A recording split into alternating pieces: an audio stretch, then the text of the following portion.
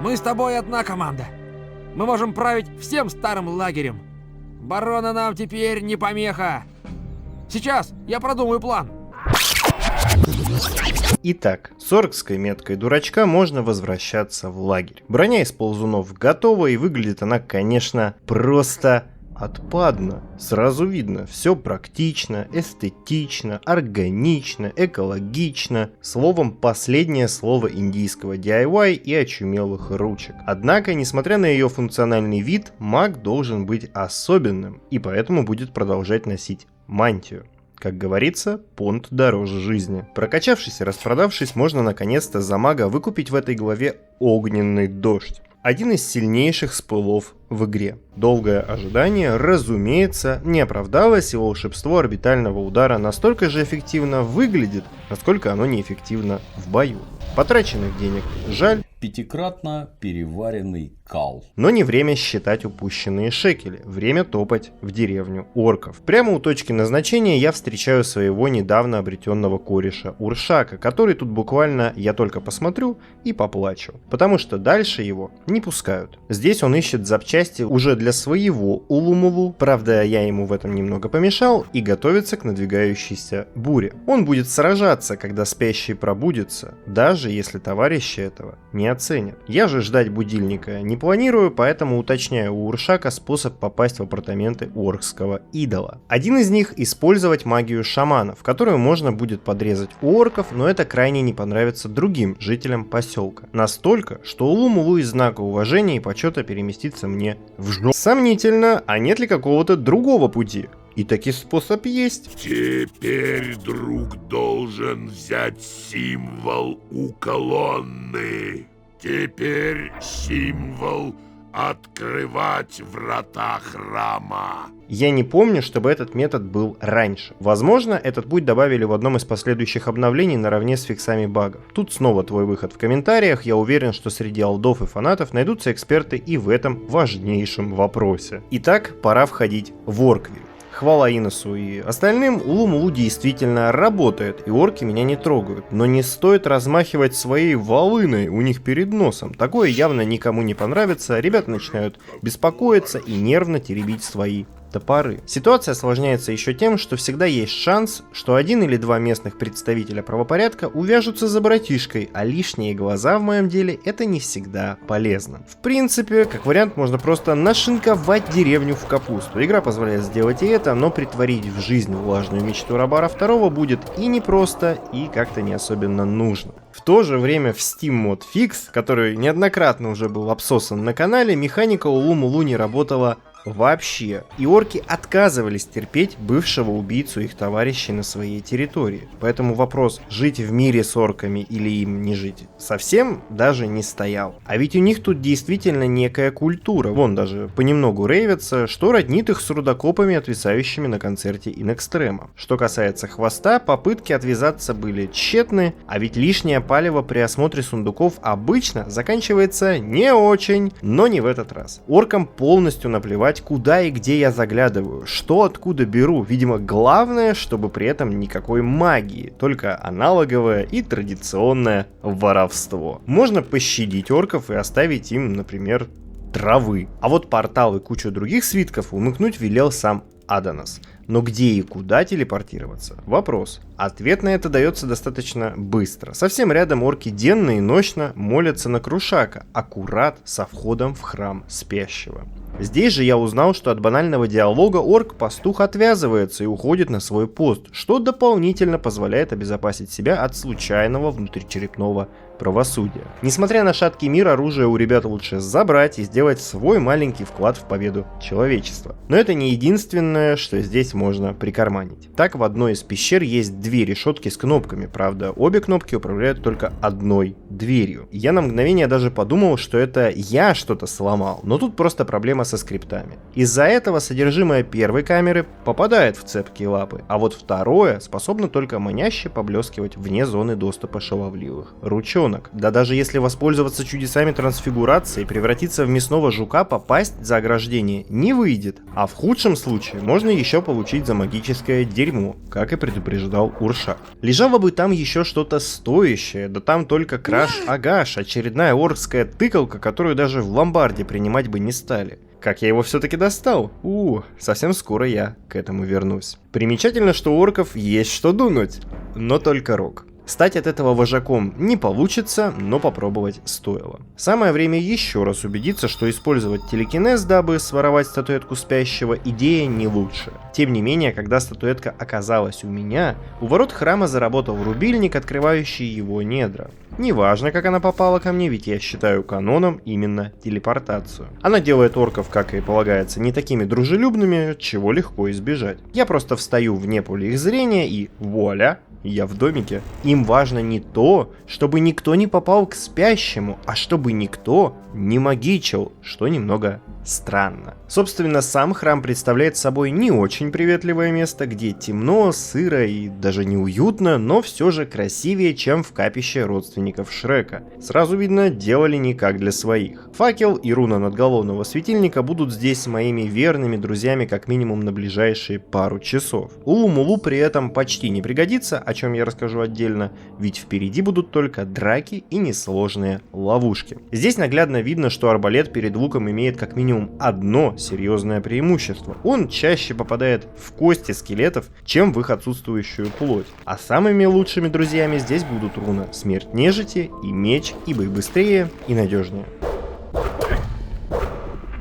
Теперь маг против скелетов чувствует себя полностью комфортно и пользуется огромным уважением, судя по тому, что скелеты в определенный момент просто отдают свои жизни безвозмездно. Жаль только, что с новым противником, скелетом-магом, такой фокус не прокатит. Почему-то Смерть Нежити отказывается его замечать. Ничего страшного, он просто получает железной палкой по голове, пока пытается наплодить новых скелетонов. Надо ли говорить, что эта способность делает из него отличную ферму опыта? Храм этот наполнен аномалиями даже больше, чем чернобыльские посадки, среди которых, например, висящие в воздухе факелы. Интересные технологии освещения, жаль, что не работают. Итак, первая ловушка — закрытое помещение со скелетами и разноцветными потенциометрами. В какую сторону крутить, подскажет удобно оставленная записка на стене. На всякий случай я напомню тебе, что в жизни так делать не стоит, особенно с CVV и прочими паролями. Благодаря такому грамотному с точки зрения безопасности решения я кручу все как нужно, и появляется, вы сейчас удивитесь, кат-сцена, как открываются новые проходы дальше. В одном из них я встречаю еще одних противников — храмовых ползунов, которые еще более прикольные, чем те, что обитают в свободной шахте. Членистоногие братья от души насморкали по стенам и налепили различные элементы декора, даже жаль, что нет времени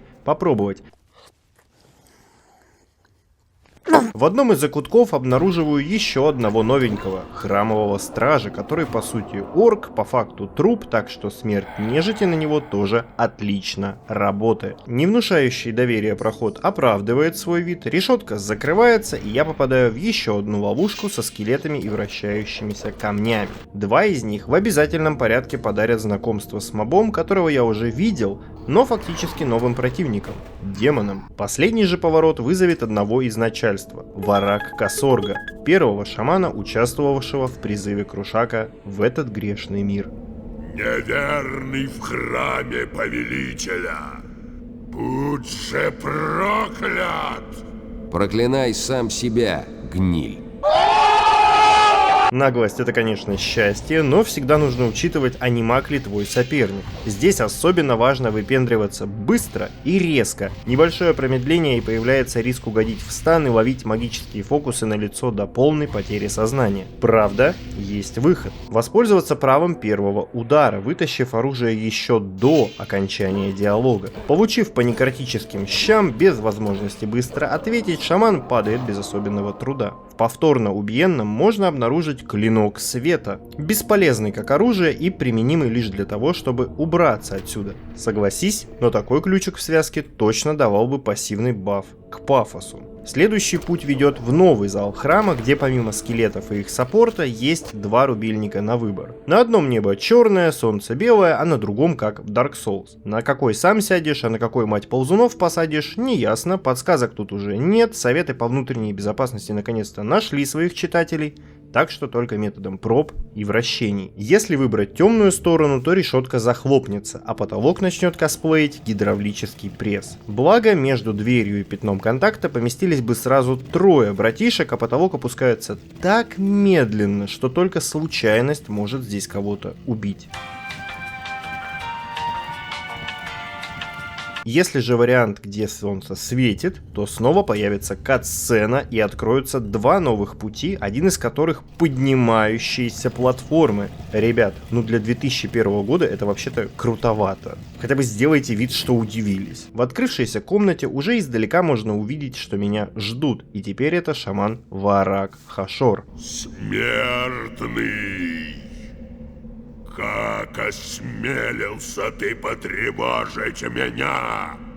Готовься умереть? Мы еще посмотрим, кому нужно готовиться. Ты, сгнивший кусок мяса. Несмотря на то, что у нашего братишки прорезался голос и он осаживает старых мертвецов, этот один из самых опасных. Он владеет пирокинезом, и малейшее промедление здесь может стоить жизни и, вероятно, даже не единожды. А особенно, когда такие прекрасные катсцены появляются посреди сражения. С другой стороны, магу здесь наоборот становится легче, так как урон от огня, возможно из-за моей первоначальной ориентации, практически не наносится, и затыкать нерадивого колдуна становится несложно. А вот братишке на силе здесь стало тяжелее всего. В определенный момент я отчаялся и, как обычно я делаю в таких случаях, заплак, начал думать. Смотри, у меня же есть Улу-Мулу, который создан для уважения со стороны орков, верно? Верно. Оркский шаман, он же орк?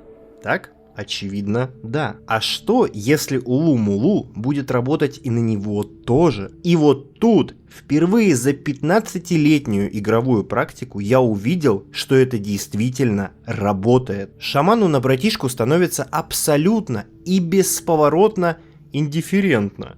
Такой игнор можно сравнить разве что с той девушкой, а хотя какой девушкой. В свою очередь, иногда этот казус с Улу-Мулу открывает потрясающую возможность альтернативно убить шамана. Например, как здесь, подманив его под этот прекрасный аппарат для колки орехов. В любом случае, я получаю очередной ключ-меч, раскалывающий миры, и да, нейминг у орков скромным назвать даже при желании не получится. Ну а теперь время для моих любимых прыжковых упражнений. И здесь стоит отдельно поговорить о прыжках и дизайне уровней в Готике. Дело в том, что строение карты в игре многоуровневое, хоть далеко и не всегда и не везде. Братишка осуществляет свои шатания не по одной плоскости, а перемещается выше или ниже. Это хорошо видно с самого начала, когда у меня была возможность подняться в секретку около места обмена, а далее многоуровневость только нарастает, достигая апогея, например, в болотном лагере, окутанном лестницами и переходами. И это дается игре не всегда хорошо, особенно когда речь идет о склонах, небольших платформах, прыжках и спусках вниз.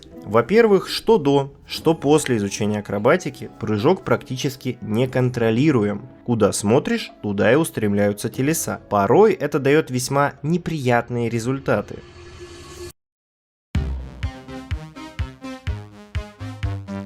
Прыжок не прерывается, и ограничить его можно только вписавшись во что-нибудь головой. Не очень располагает к прыжкам по платформам, согласен? Отдельный вид адреналиновых развлечений — это спуск, когда такой же неконтролируемый прыжок может просто убить братишку, подчеркивая, что как бы ты не был силен, а гравитация оказывается сильнее. Нет, конечно, есть баг, с помощью которого почти любой спрыг становится безопасным, но это и не канон, и я все еще этого делать не умею.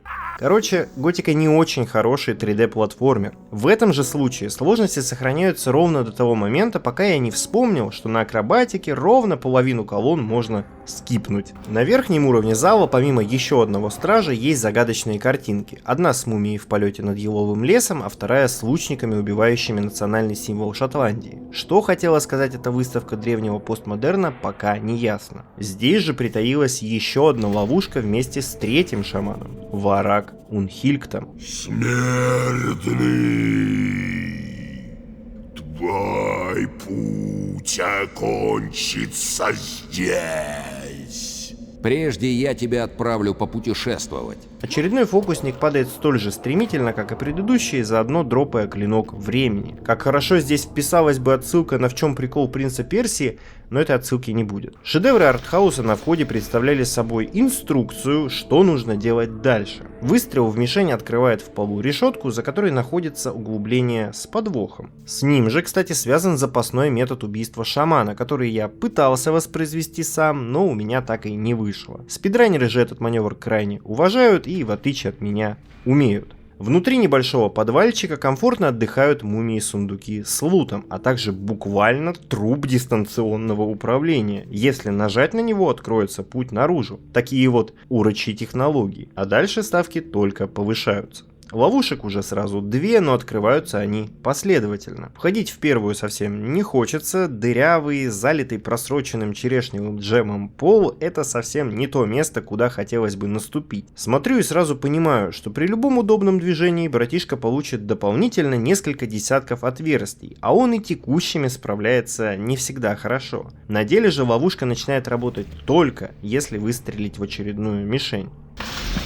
Боже, как это сейчас тупо было. В одной из ниш прячется кнопка, нажав на которую получаешь ловушечную инструкцию и немного лута. Все полезно, что в рот полезло, особенно если это не колья. Здесь же меня ждет один из фанатичных последователей Корголома, ушедшего за хлебом и лотерейными билетами из братства. Гор Боба. Тебя здесь никто не ждет. Проваливай. Уж не собираешься ли ты остановить меня? Да, я остановлю тебя. И ты не сможешь помешать господину Голому готовиться к пробуждению спящего. Не пытайся убить меня. Сам Верховный Жрец передал нам часть своей силы. Теперь мы бессмертны. Это мы сейчас и проверим. Готовься к встрече с Создателем. Травокур на деле оказывается действительно мощным, но все же не бессмертным, прямо как и я. Любопытно, что его нельзя застрелить, ведь обычно после лука или арбалета у жертвы наступает перманентный бан. Но с фанатом сна такой финт не пройдет, так что приходится тыкать между ребер по старинке. А вот магу с ним особенно тяжело. Почти любая магия на него имеет эффект примерно никакой. Не надо, хватит! Я сейчас объяснюсь, не надо! Хватит! Поняв, что легкой прогулки не получится, я попытался заманить его в западню с шипами, но даже он оказался умнее. А в тот момент, когда мне все-таки удалось его пригласить в комнату с одним большим стулом, шипы просто не сработали на него. Зато сработала синергия. Если заморозить стража, то у него что-то ломается в голове, и его можно безнаказанно разобрать другими спылами, которые наносят хоть какой-то урон. Правда, этот леденящий тело лайфхак работает не всегда. Не понял, сука. Теперь можно разобраться с ловушками. Этот тандем из головоломок знатно потрепал мне нервы, ведь я банально не помнил, как она проходится. Последний раз, когда я проходил готику, был на давних стримах, и там я тоже забыл, как это делается. Мне пришлось напрячь все наэволюционировавшие за это время извилины, мощно пораскинуть мозгами и все-таки прочитать инструкцию, чтобы все оказалось достаточно легко. Сначала нужно выстрелить в мишень, оставшись после этого на стороне живых. Это опустит одну из стенок и откроет доступ в паз, куда тоже нужно напихать. Да, ты правильно думаешь, без лука этот фрагмент не пройти совсем. Этот меткий выстрел позволит попасть в следующую комнату и вновь спровоцирует появление кат-сцены. Как-то маловато их, тебе не кажется? Бюджет, что ли, урезали? Во второй ловушке тоже нужно пострелять, и откроется подсказка к потенциометрам. Если же покрутить их от балды, то явится демон, и да, это тоже неплохой способ фарма опыта. Покрутил все как нужно, снова посмотрел кат-сцену и умиротворил несколько орков со стражами. И лучше избегать их совместного нападения, потому что баланс в игре, как ты помнишь, очень хорош. И чем дальше в лес, тем толще и больнее меня метелят партизаны. Забавно, но иногда они начинают драться между собой, несмотря на веру в одного бога. Действительно, никогда же такого не было. Путь дальше несколько затруднен обильным урожаем шипов. Они делают туда-сюда, не ваншотят, и их даже можно пройти, не повредив деликатные места, но при этом есть и другой путь, о котором чуть позже. За ними я оказываюсь в большом зале с озером лавы, посередине которого стоит домик интроверта. Проходов к нему нет. А вот по кругу от острова Одиночества есть 3 комнаты, в каждой из которых будут демоны, лут и очередные вращающиеся рубильники. Если трижды их покрутить, то появится мост, о чем незамедлительно сообщит оператор. Боюсь представить его ломку, катсцен не было уже 15 секунд. На другой стороне возведен саркофаг, защищенный очень чуткой системой шипов. Ее не выйдет обмануть или устроить штурм в лоб, не получится. Нет. Они реагируют даже на выстрел арбалета, о чем ты. Благо, внутрь ведет еще и мило оставленная дырочка в стене. Когда я забрался, очередной пролет показал мне какой-то меч и 4-го волшебника из страны мертвых. Твой долгий путь будет окончен здесь. Тело твое сгорит в огне. Признаться, эта идея мне не слишком по душе. Когда твоя сила измеряется трехзначными числами, неплохо справляется с полумертвыми колдунами даже Улу-Мулу. Варак Руушк падает, даруя еще один меч-леденец прямо в руки, удар демона. Кроме него на постаменте лежит так называемый странный меч, правда, который использовать по прямому назначению пока не выйдет. Сначала он должен пройти оценку от старого некроломбардиста, вдруг его можно сдать на цветмет или хотя бы сделать очень длинный шампур. А вот и тот самый второй путь, которым я мог пробраться к шаману, без риска стать пробитым. Здесь же есть спуск в небольшую пещерку. Помимо ползунов, их яиц и следов жизнедеятельности, я нахожу кулак варвара. Один из самых мощных топоров в игре. Почти аналогичный тому, что носит на своей широкой и сексуальной черной спине Горн. В другой стороне пещеры обнаруживаются следы живших здесь когда-то людей, рабов и даже больше. Дневник. Из него становится ясно, что они тоже строили этот храм, а также упоминается тот самый странный меч, который охраняется одним из шаманов и делает портки орков чуть влажнее и теплее, чем обычно. Любопытно, возможно, сегодня при оценке мне дадут чуть больше, чем фантик от конфеты. На обратном пути меня встретил неожиданный и странный баг, убивший меня на ровном месте.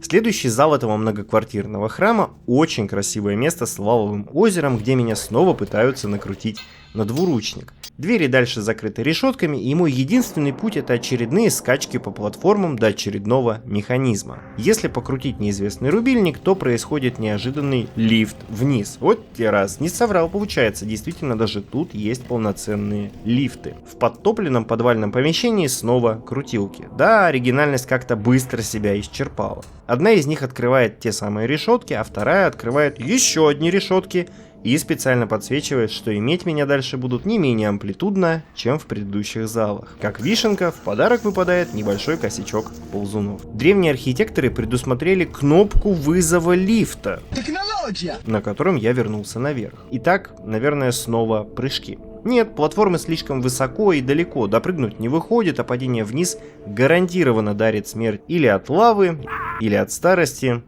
или от тупости. Даю небольшой круг и снова попадаю на другую сторону. Теперь самое время от души залутаться, теперь еще более мощным оружием, кулаком тролля, который уже по названию и своему виду показывает, что противнику будет крайне неприятно.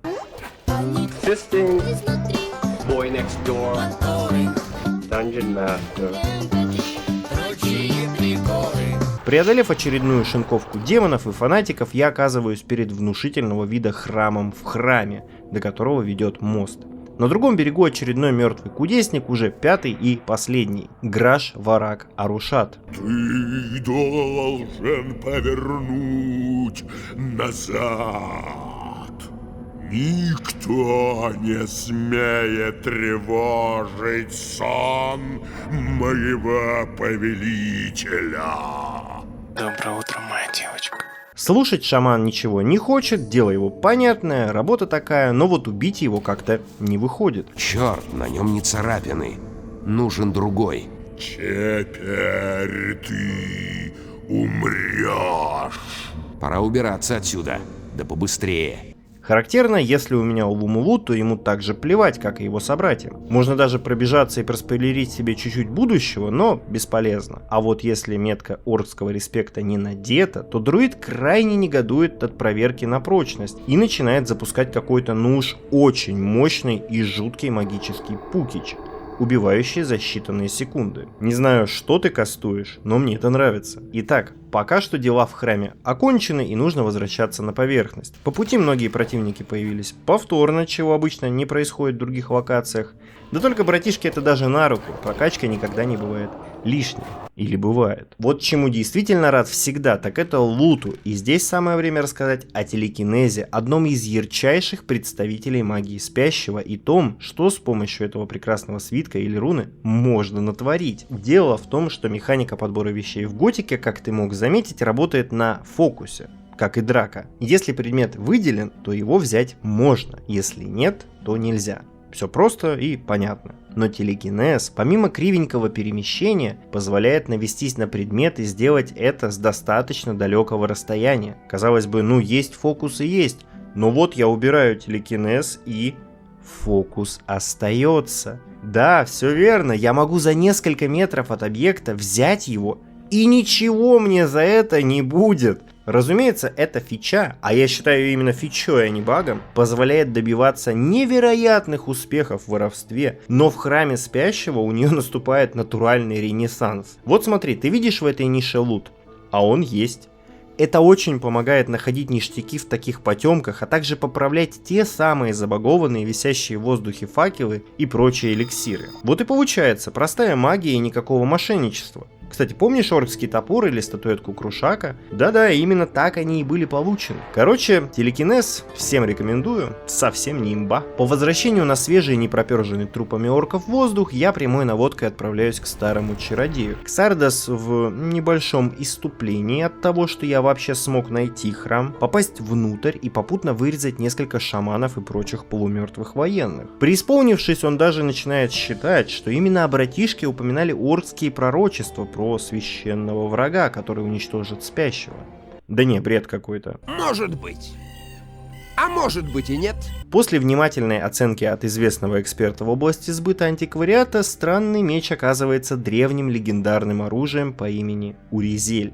Он был выкован из неизвестного металла неведомыми мастерами еще на заре человечества, в те далекие времена, когда реки были из компота, земля из бисквита, а оперативка не из золота. Орки не могли им воспользоваться по назначению, все-таки это не топор, и спрятали у себя. Спрятали, прям скажем, не очень. Мощнейшее оружие в истории когда-то могло пробивать даже бедрок, но сейчас в нем совсем не чувствуется магия, и единственное, что он сможет пробить, уже было пробито на ловушках с анальными шипами. Но нельзя ли вернуть ему былую мощность? Для этого тебе понадобится очень сильный источник магической энергии.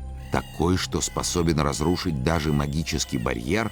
Примерно такой. Как ты понял, настало время депнуть рудные запасы нового лагеря, что явно представителям последнего не понравится. Но для этого еще нужно дожить, а пока братишка-маг выучивает последний, 6-й круг магии и становится некромантом, как и Ксардос, нося столь же модный халат. Отныне братишка официально самый крутой маг колонии, освоивший все 3 религиозных направления меньше, чем за месяц. Огонек от Иноса, водичку от Аденоса и крутые темные приколы от Белиара.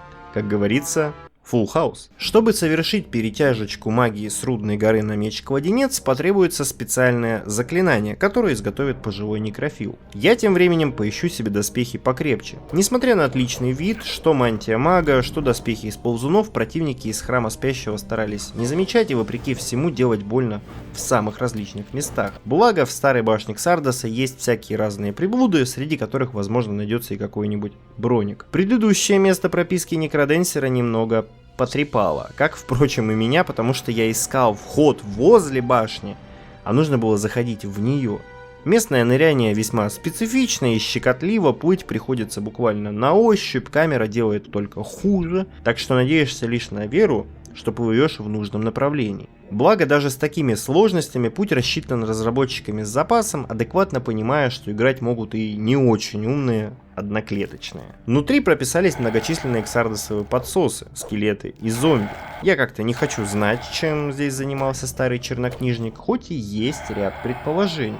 Например, межвидовое сношение. Внутри много полезностей всяких, однако самое ценное лежит в одном из сундуков. Древние доспехи из руды и телепорт к магам огня.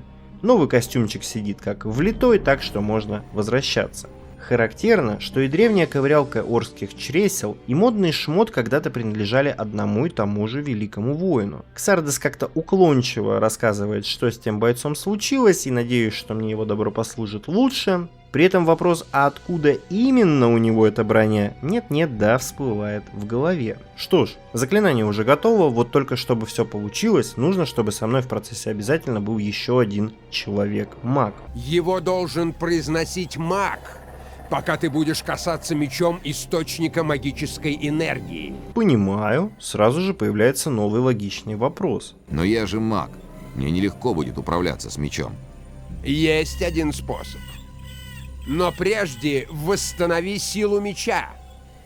И затем возвращайся. Тю, делов-то, если не считать, что почти все те маги, кто мог бы мне помочь в этом предприятии, уже давно, как бы помягче, сдохли от рук шнырей Гомеза. Кстати, о мертвых магах. Этот небольшой камешек — последний fast travel в игре, который поможет мне попасть в старый лагерь. Наконец-то пришло время выставить счет всем, кто должен заплатить за содеянное. Сегодня живые будут завидовать мертвым. Но для мага-братишки нужен план. Зачем? А вот тут я должен представить натуральный эксклюзив, ребятки. Дело в том, что маг, как известно по Викиготике и многочисленным статьям, должен был умереть в 4 главе. Должен, но не обязан. Я уже было смирился с его смертью, но перед отправлением решил проверить, а вдруг что? И да, маг все еще жив. Так что у меня тут выдается первый задокументированный случай, когда маг полноценно доживет до конца игры. Ранее я не видел ни текстом, ни видеороликами, чтобы у кого-то это получалось. Да, если вы откладывали подписку, самое время ее оформить. Ну а теперь приступим.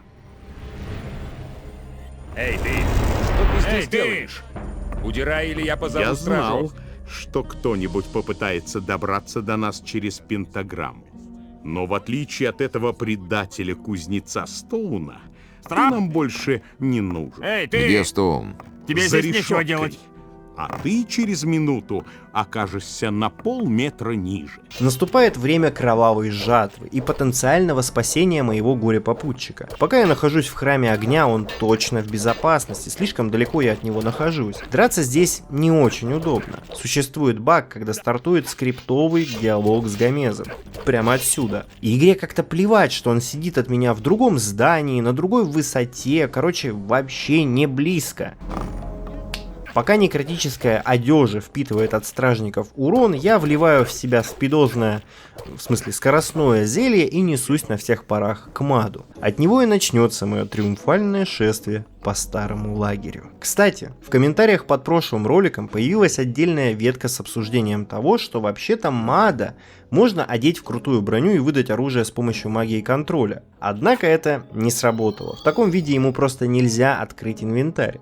Может быть, ранее это и было в игре, но никаких пруфов я не нашел. Да и в комментах экспериментаторы подтвердили только читы, а это нам тут не надо. Сейчас, пока братишка устраивает веселую аннигиляцию гражданских, самое время рассказать об одном из аспектов игры за мага – спылах от спящего. Это психотропная магия, которая взаимодействует с такими стихиями, как ветер, и влияет на разум персонажей. Она была одной из первых механик во время разработки. Так, среди пси-фокусов есть кулак ветра и кулак шторма. Откровенно слабые заклинания, которые только на мелких противниках выглядят забавно, а какого-то натурального профита почти не несут. Есть среди боевых и откровенная имба. Тот самый пирокинез, что мучил меня в храме спящего и который прям отлично работает буквально на всех. Стан, помноженный на огромный огненный урон, оставляет магов огня в зависти, что не они такую штуку придумали. Небоевых кастов тоже хватает. Как работает контроль, я уже показал, добавлю лишь, что действие его ограничено дальностью прорисовки. В остальном крутая вещь, но появляется достаточно поздно, чтобы иметь большой спектр применения. Сон ты видел от братишки еще в первой главе, когда я производил впечатление на гуру. Телекинез и так получил больше экранного времени, чем хотели бы хардкорные игроки. А вот чары использовать по назначению почти не вышло. Магия примирения должна все-таки делать работу Грава. Правда, не очень удобно вести переговоры, когда в тебя стреляют из арбалета. Ну и не совсем относится к магии спящего, но которую тоже стоит упомянуть, это магия превращения. Я уже показывал, как стать мясным жуком, даже дважды, но на этом возможные метаморфозы отнюдь не заканчиваются. Можно стать хоть ползуном и идти кошмарить округу своими челюстями, никто не запрещает, не говоря уже о всяких волках с кротокрысами и шершнях.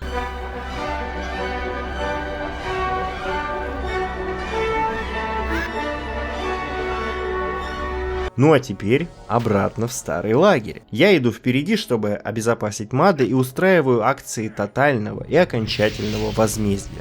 Возможно, я совершаю военные преступления. Вероятно, стоило ограничиться стражей и максимум призраками.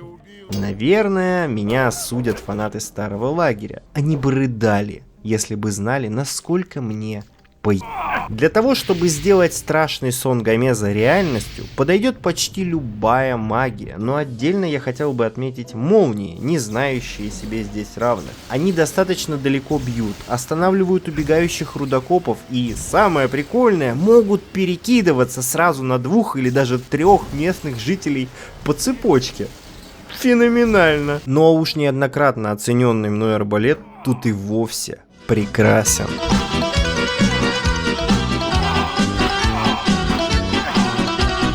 Старый лагерь — это вам не свободная шахта, сундуков просто тьма тьмущая, и особенного смысла их обносить почти нет. Ресурсов в достатке, но самые потенциально вкусные я все же решил за болотного братишку пооткрывать. Как говорится, кто не любит халявные лутбоксы? И не зря. В них я нашел редчайшие для этой игры предметы, такие как ртуть и спирт. Они ничего не делают, кроме как напоминают о возможной, но вырезанной из игры алхимии. Уверен, что многие из вас вообще их видят впервые в жизни.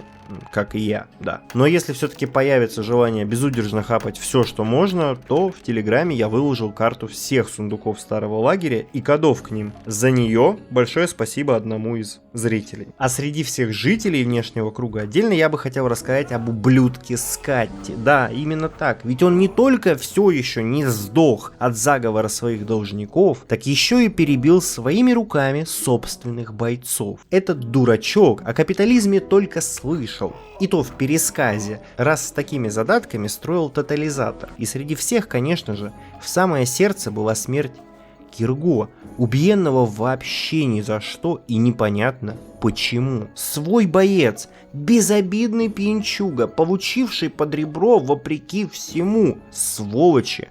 Просто животное. Итак, внешний круг полностью вымер. В тишине теперь можно перекусить и немного отдохнуть в лачуге Мада, а после пробуждения продолжить зачистку уже в замке и заодно познакомить тебя с еще одной магией – некромантией и призывами. Живее, гнилое отродье!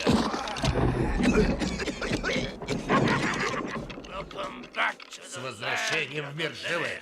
Можно вызвать многих, всяких одиночных скелетов и зомби, но попробовать хотелось сначала демона, который эффективность свою не доказал, хоть и прикольно выглядел. Другое же дело — это призыв целой армии тьмы, состоящей из нескольких мощных анорексичных бойцов, делающих всю грязную работу без лишних слов. Признаю, некромантия вещь весьма эффектная и эффективная. Доходяги, несмотря на еле живой вид, дело свое знают прекрасно. Даже слишком расподнимают руку и на мирных, и даже на женщин. А вот и он, тот самый, кто в первую очередь виновен в случившемся за последние сутки геноциде. Как ты сюда попал? Подожди-ка. Уж не ты ли сражался с моими людьми в свободной шахте? Твоим людям не стоило вторгаться туда. Я просто излечил их от мании величия. Разговаривать таким тоном со мной, Гомезом, это смелый поступок. Но с твоей стороны все равно было большой глупостью появляться здесь. Я лично позабочусь о том, чтобы больше наши пути не пересеклись. Этого тебе не стоило делать.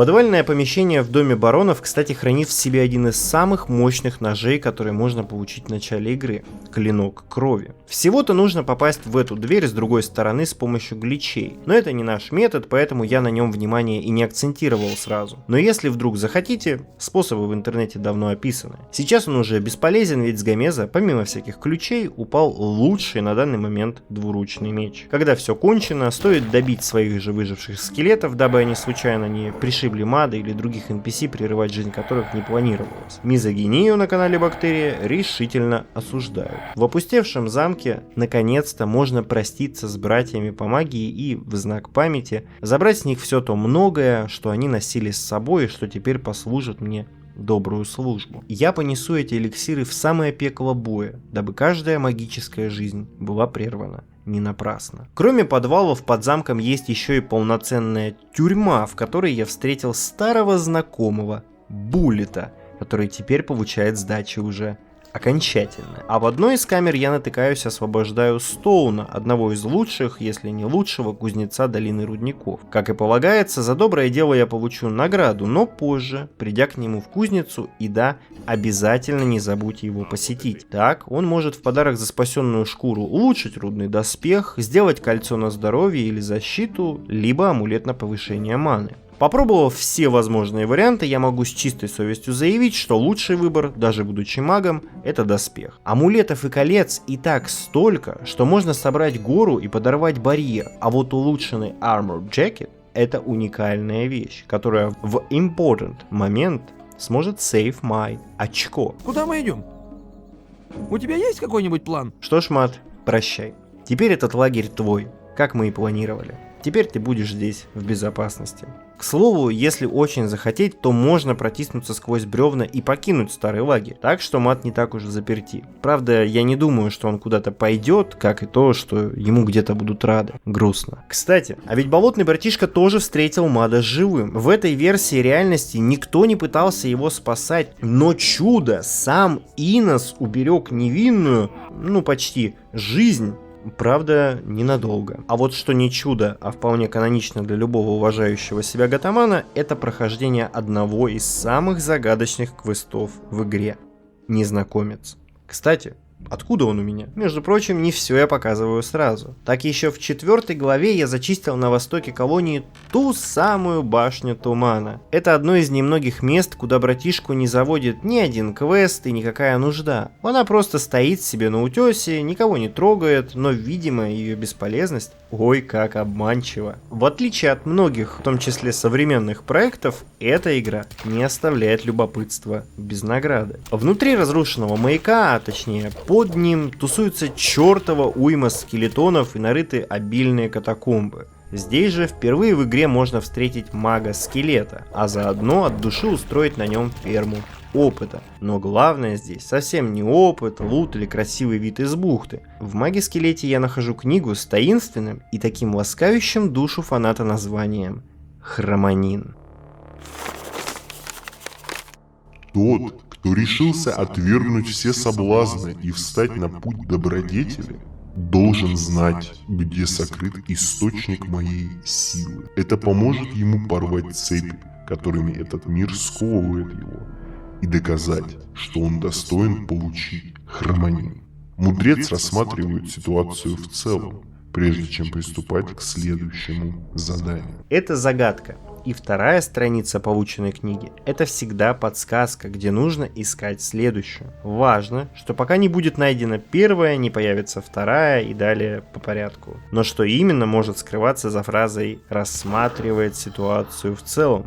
На самом деле, все очень просто. Если ты помнишь, что самая высокая точка колонии — это разрушенный форт, где я встречал Уршака впервые. Это и есть то место, где будет спрятана вторая книга, но для ее получения мне придется забраться еще выше, на башню, со всеми вытекающими из готического платформинга проблемами. И вот вторая книга попадает в цепкие лапы. Я нашел книгу. Пришедшие из глубин времен видения Хромонина открыли мне глаза, и ничто не может поколебать мою веру в них, потому как затронули они самое мое сердце. Разделенное воссоединится вновь, если на короткое время разлучено будет сильно. Сначала можно подумать, что речь идет о секретной интрижке Сатураса и Кариста, но нет, такого местный лор не раскрывает. Следующая книга находится вот тут, где ненадолго разделяется река, протекающая рядом со старым лагерем. Я нашел книгу. О боги, за что же я, простой смертный, удостоился чести получить столь великое наследие? Меня страшит одна мысль о том, что я могу вновь это потерять, совершив недостойный поступок.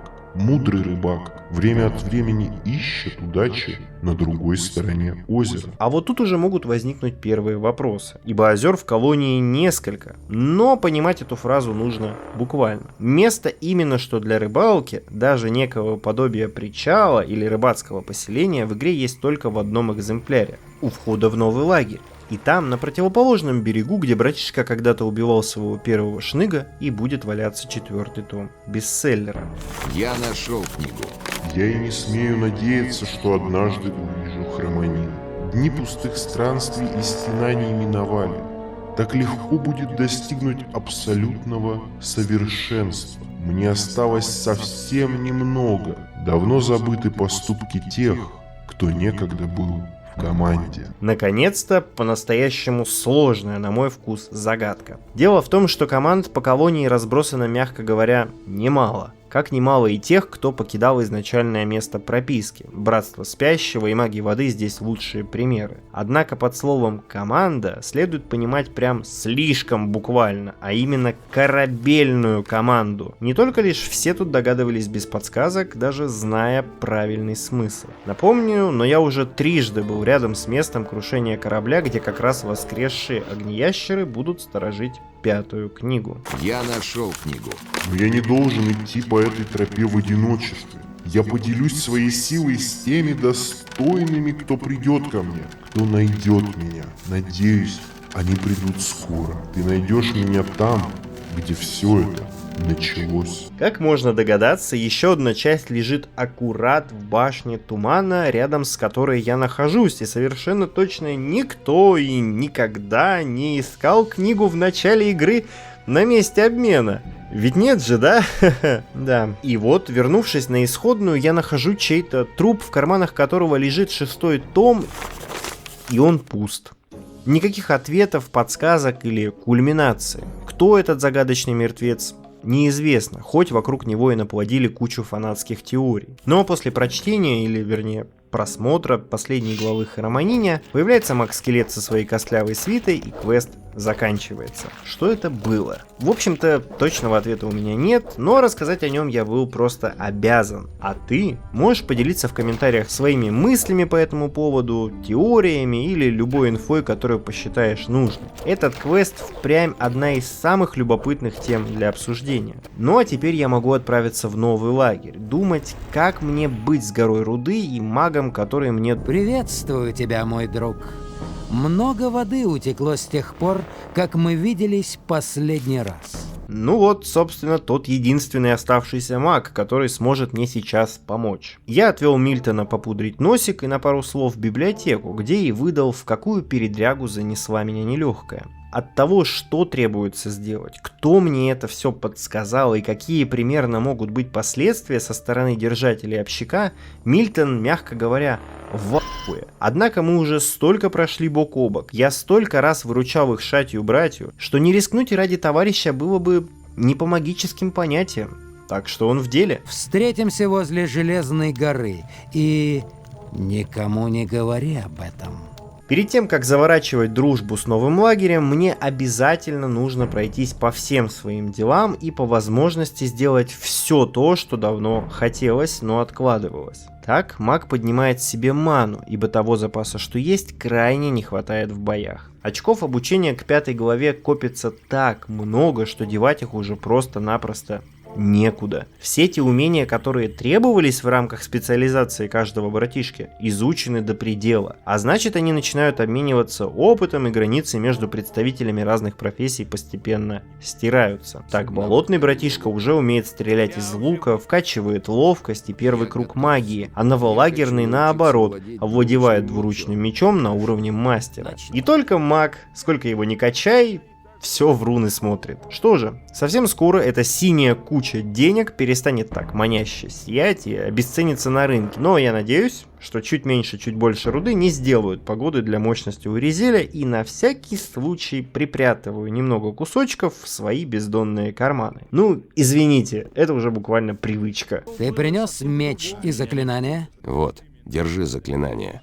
Ты готов? Если только кто-нибудь может быть готов к этому. Поехали.